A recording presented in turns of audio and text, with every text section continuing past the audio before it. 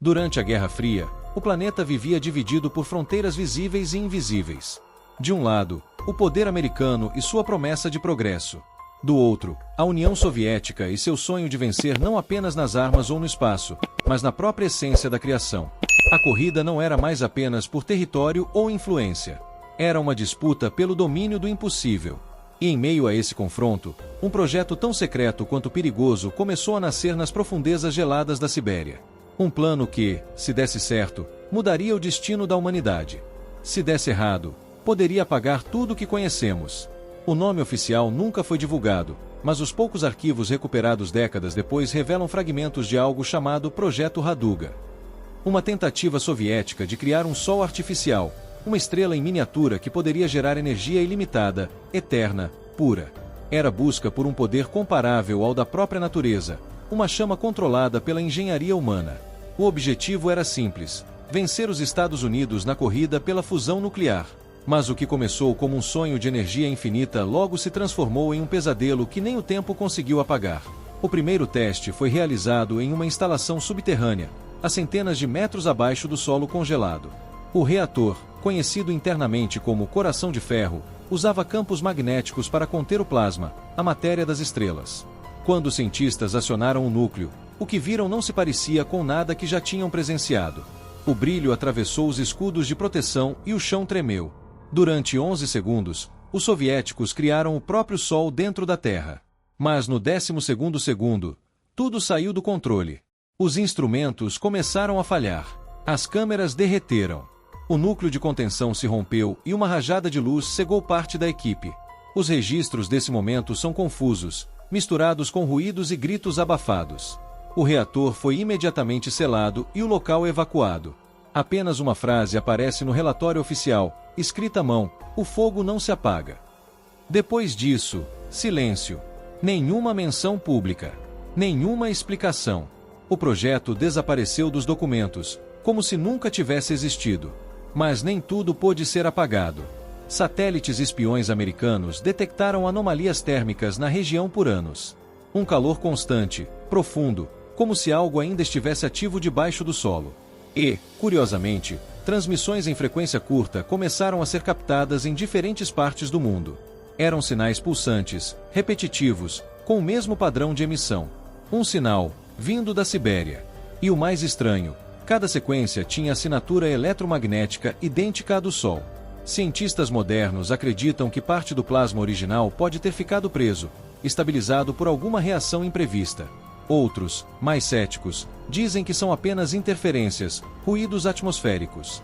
Mas há quem acredite que o Sol artificial ainda pulsa lá embaixo, preso, mas vivo, alimentado por uma energia que o homem jamais deveria ter tentado dominar. Uma chama que não pertence a este mundo. Talvez o maior erro da humanidade tenha sido acreditar que poderia conter o poder de uma estrela dentro de um anel de ferro. A União Soviética tentou controlar o que nem o universo domina por completo: a fúria do fogo estelar. E ainda que o tempo tenha apagado os registros, as cicatrizes continuam. A cratera ainda existe. A radiação residual ainda pulsa, e os ecos de frequência continuam sendo detectados por radioamadores ao redor do mundo. É como se o Sol artificial não tivesse apenas existido, mas deixado uma assinatura viva no tecido do planeta, uma marca que o próprio tempo não conseguiu apagar. Há uma teoria que divide os cientistas até hoje. Ela diz que quando o núcleo do reator Tokamak entrou em colapso, ele não apenas falhou, ele abriu algo. Uma fenda microscópica entre dimensões energéticas, onde o plasma liberado encontrou uma nova forma de estabilidade. Isso explicaria por que, décadas depois, o sinal ainda é detectado, os pulsos ainda continuam, e as anomalias térmicas persistem. Não é mais uma máquina. É um fenômeno que transcendeu seu criador. Um sol fantasma, preso entre o mundo material e o campo energético que dá vida às estrelas. Mas há algo ainda mais perturbador por trás de tudo isso. Algo que poucos ousam mencionar. Nos arquivos soviéticos encontrados após a queda da URSS, há registros de uma equipe paralela, chamada informalmente de os Vigias do Fogo. Eram físicos e engenheiros que, segundo documentos rasurados, foram encarregados de observar o comportamento da energia mesmo após o desligamento do reator. Em um relatório datado de 1987, um deles descreve ter visto o plasma se mover por conta própria, como se fosse um organismo vivo.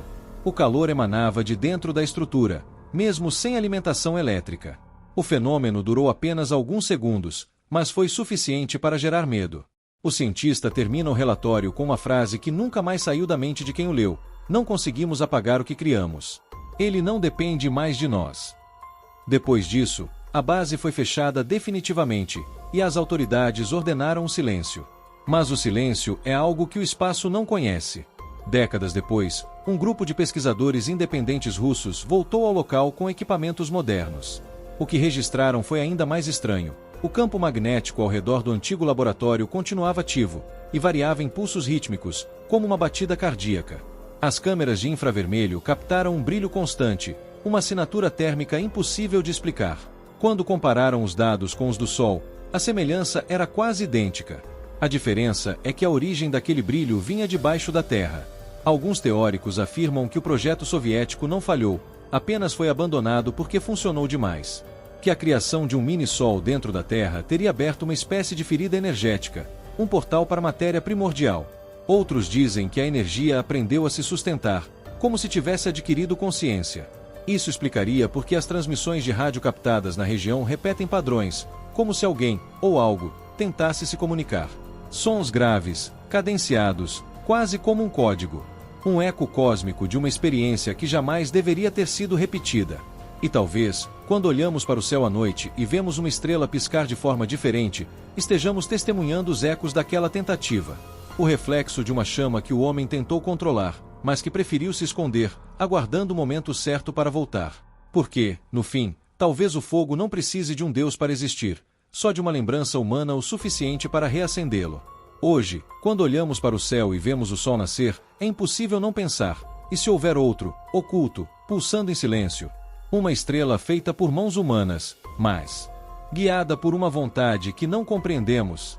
Uma lembrança viva de que, às vezes, o maior perigo não está no espaço, está dentro da própria Terra, dormindo sob o gelo.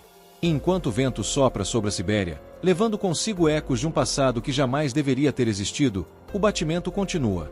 Fraco, distante, mas constante. Como o coração de um Deus esquecido, ainda tentando reacender. Se você chegou até aqui, é porque também sente que há algo mais, algo que nunca foi contado. Então, deixa o like agora, se inscreva no Espaço Secreto e comenta aí embaixo: o fogo ainda vive. Porque, talvez, o sol soviético nunca tenha se apagado.